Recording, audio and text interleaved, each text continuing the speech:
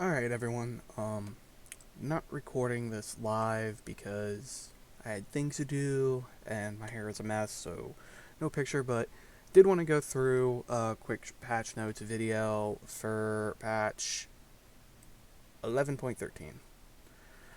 So, first thing, TFT is now 2 years old. To celebrate, there is now a birthday cake spirit. Play the game, get it free, easy.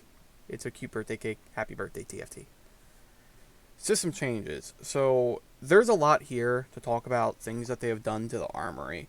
But to kind of give you the major overarching highlight, they've removed Magnetic Remover and Reforger because no one took them off Armory. They were generally bad. I'm a little surprised. Reforger is like not a bad item, but I think in general there were just almost always better things to take off of the Armory, the Magnetic Remover and Reforger. And a lot of this is saying a lot of things, but in general, all it really means is that you're going to see less emblems in armories. I think there was a lot of issues with getting emblems in armories. It made it a little too easy to hit very chase traits. Get the high end without running some of the weaker champions in those compositions, and being able just to kind of do some really obnoxious stuff. So overall, the main change here is less emblems. There is some slight chances of armories coming up. You're going to see more 4-2 armories and less 5-2 armories. But otherwise, you're probably not going to notice too much of a difference here besides what I've already said. Alright, some fairly major changes. So another thing, Riot on their patching, they're going to separate large changes from minor changes.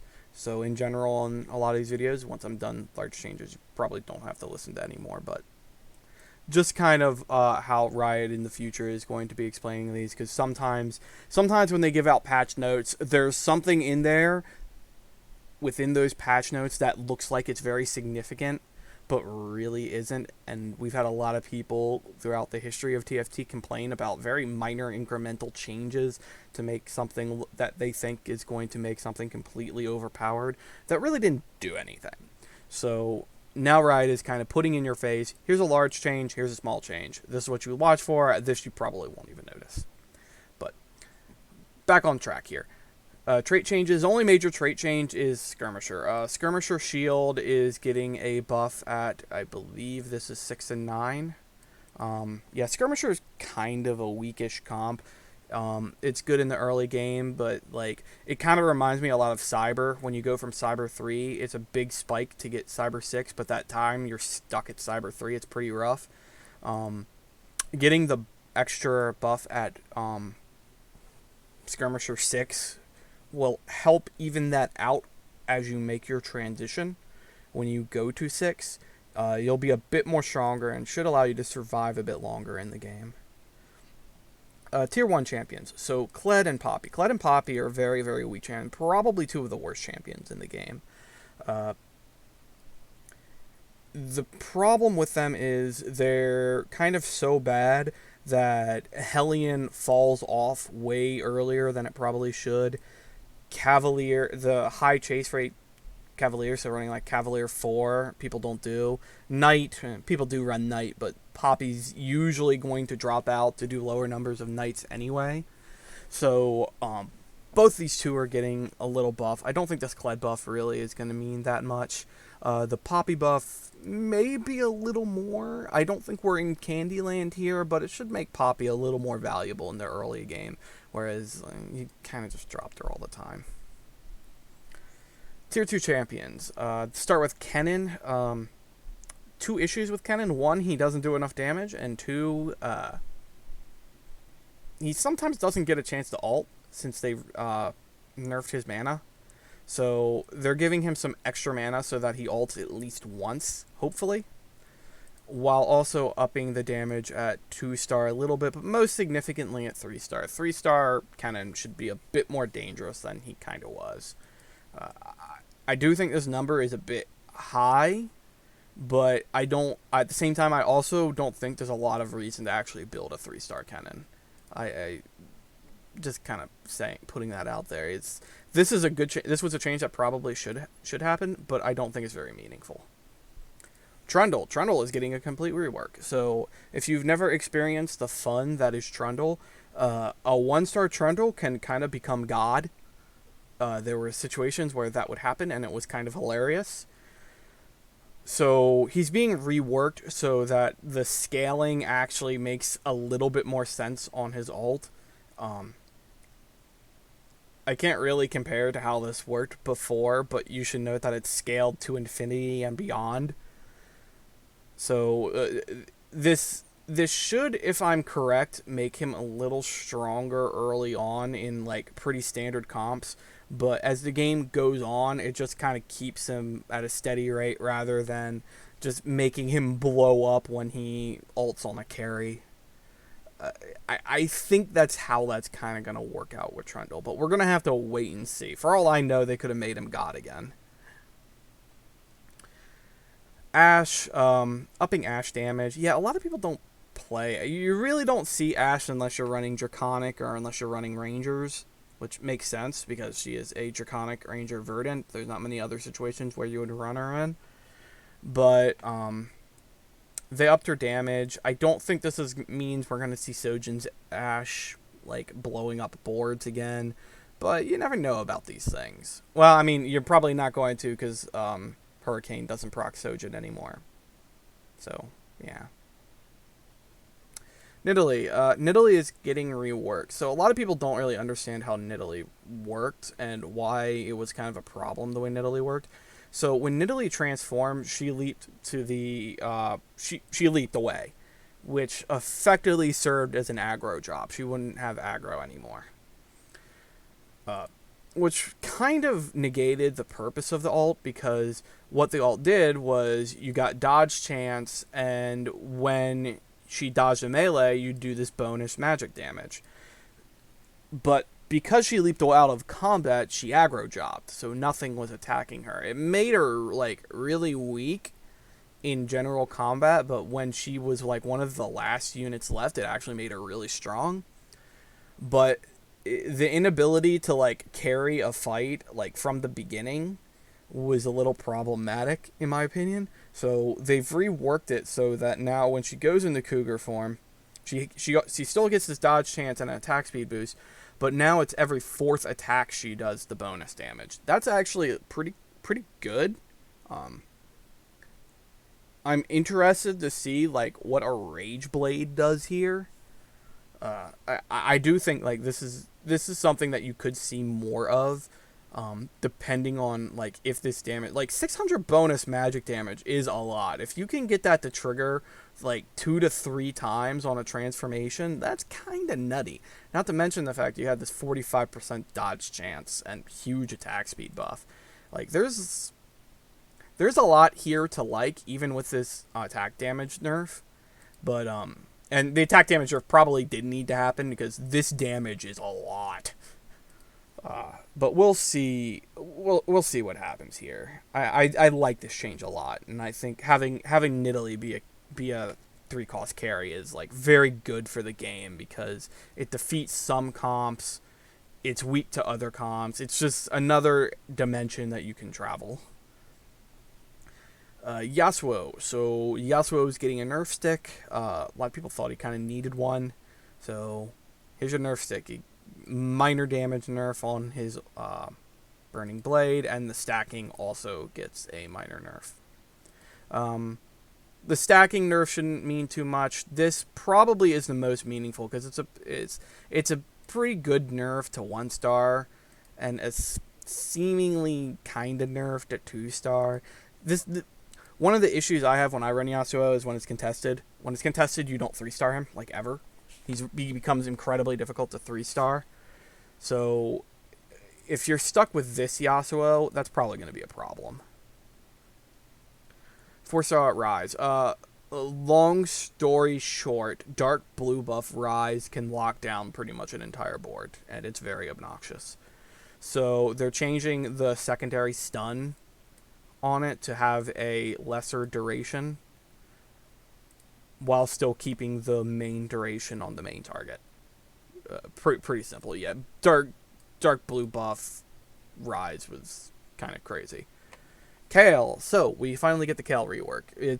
I'm gonna be honest, it's not much of a rework as much as it is a decent fix. Bringing back her health, increasing her damage and attack speed, but the big change here is the ascension damage. So Kayle is going to be doing a lot more damage as she revs up, but when she finally revs up, the damage is not going to be as obscene as it was. It's still going to be very good. I think Kayle is going to be a decent champion, but it's not going to be get to this point, kill everything. Sacrificial Infinity Gauntlet. So long story short here with Sacrificial Infinity Gauntlet, the self damage on crit was happening per instance of crit, not per ability of crit. So like on auto attacks that doesn't mean anything, but when on spell cast it means something, because on spells you can have multiple instances of damage on a single spell. Take Teemo, for example. Each of his mines is a single instance of damage. So, when Teemo ults, and all of those mines go off, he takes instead 6 instances, for example, 6 instances of self-damage to Sacrificial Infinity Edge. Problem. That is a problem. So, they've changed it so that the damage is now on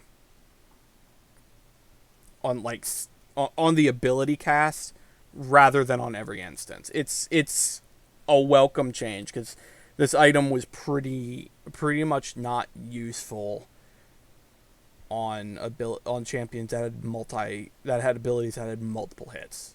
It was very problematic. It would just blow up your own champion. You didn't want that. Nobody likes that. So at the same time, they fixed the tooltip. Tooltip now makes sense. IS is getting a pretty big buff here, I think.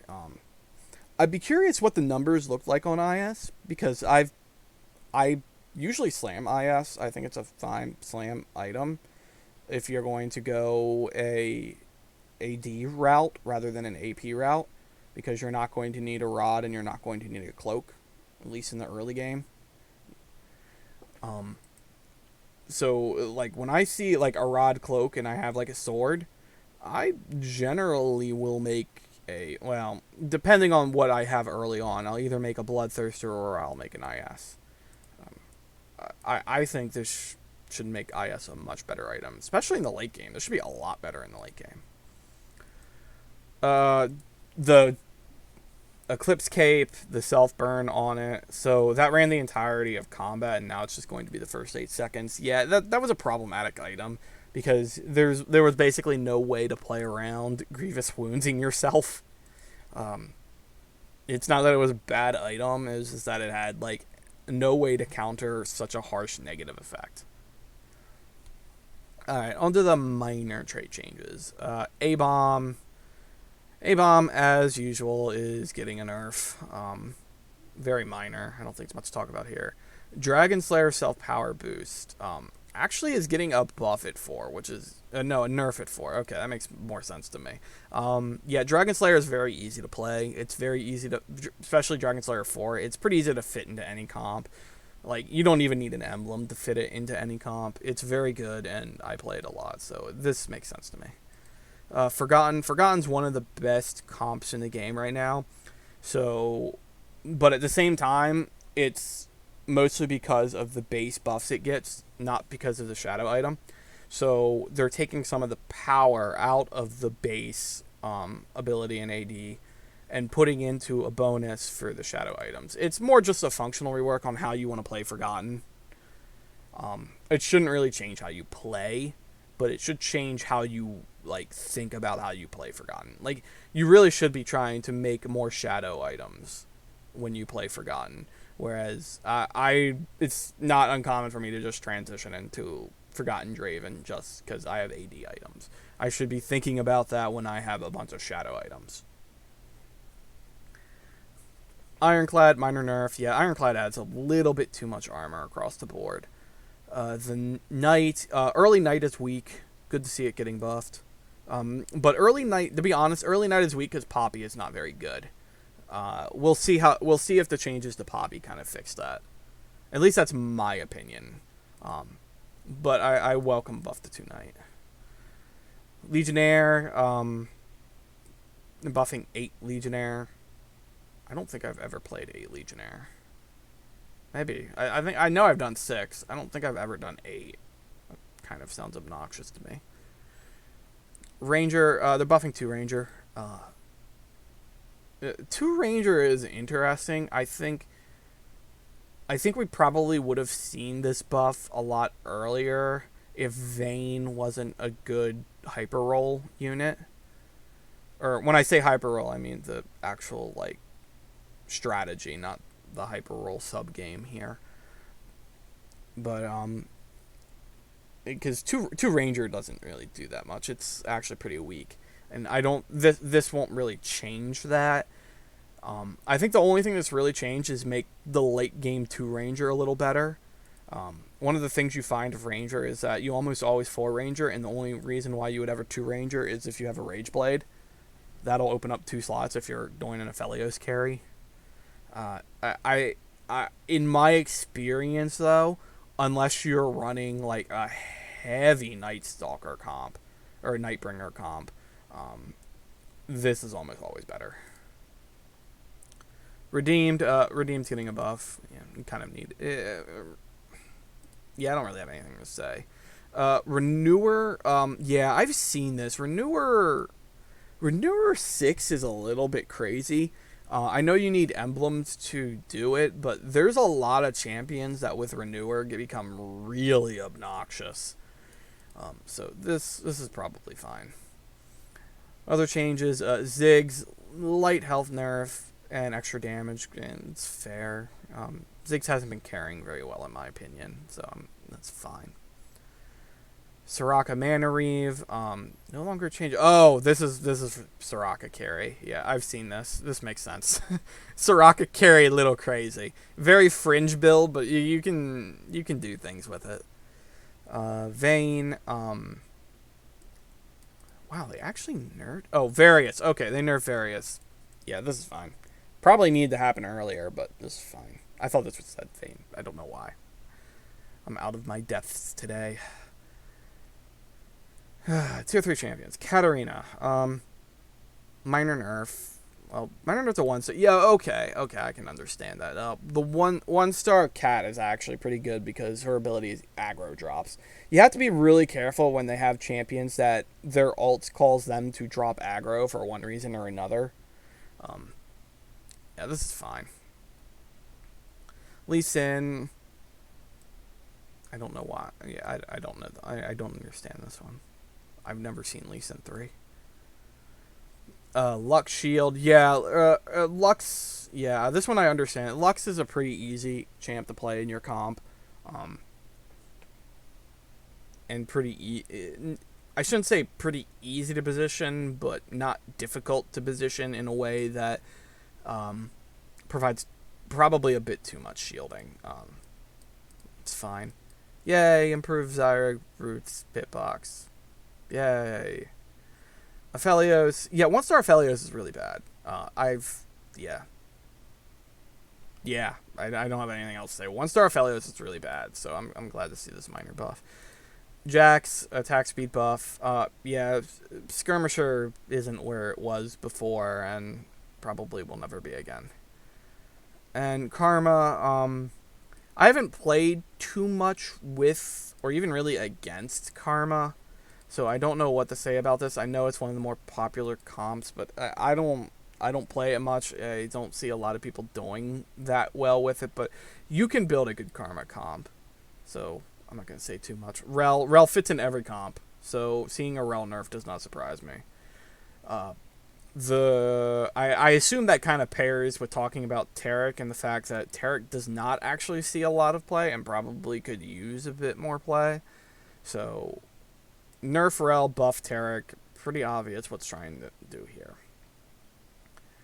Teemo, interesting. They're nerfing his damage. I don't know what else to say about that. I'm kind of surprised, actually. Volibear doesn't ult. It's a big problem with Volibear. He has great ult and doesn't ult. It's really sad and depressing. Or he ults the wrong way. Also sad and depressing. That one's more my experience talking more than anything else. Items, yeah. Oh, did they pull the... I think the normal staff they pulled. Because they were nerfing both. I'll have to look into that. Lower Giant Slayer threshold while lowering the bonus damage. I guess that's fair. Redemption's busted. Still busted.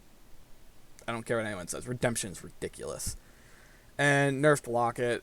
Yeah, Locket's a pretty good item in comps, in certain comps. Locket's very comp dependent, in my opinion. So there's some comps where a Locket will carry you through pretty much all of the mid game and into the late game. It's kind of crazy, really.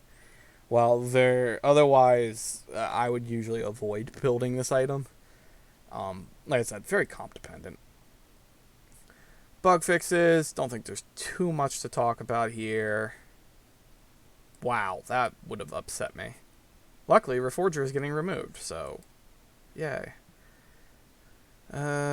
Don't see anything else worth talking about here. Something's always busted with Kindred. Alright, yep, that's about it. Not much to talk about here. I don't think, while there's a lot of changes here, I don't think it's going to change a lot of the compositions you see people run. Probably the only thing, it changes how you'll build some of the units and how you'll play in the early game more than anything else. Probably the biggest changes here are Kayle, Nidalee, and Yasou. Yasuo carry has already kind of slowly gone down the ladder.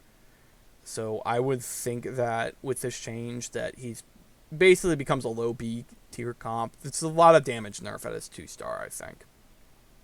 Meanwhile, Nidalee I think will be a pretty decent carry, especially if you can put a Rage Blade on her. I think with a Rage Blade she's going to be kind of nutty. And a Death Blade. Yeah, well, maybe not a Death Blade. Definitely a Rage Blade. Maybe a Death Blade. I have to see. I'd have to think about how I'd want to build Nidalee. And Kayle, yeah, Kayle's going to change up a good bit, I think.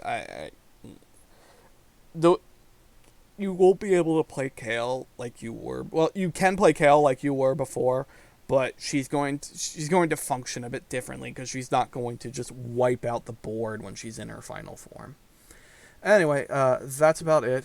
I'll go ahead and edit up and post up this video for everyone, and I'll see you around. Peace.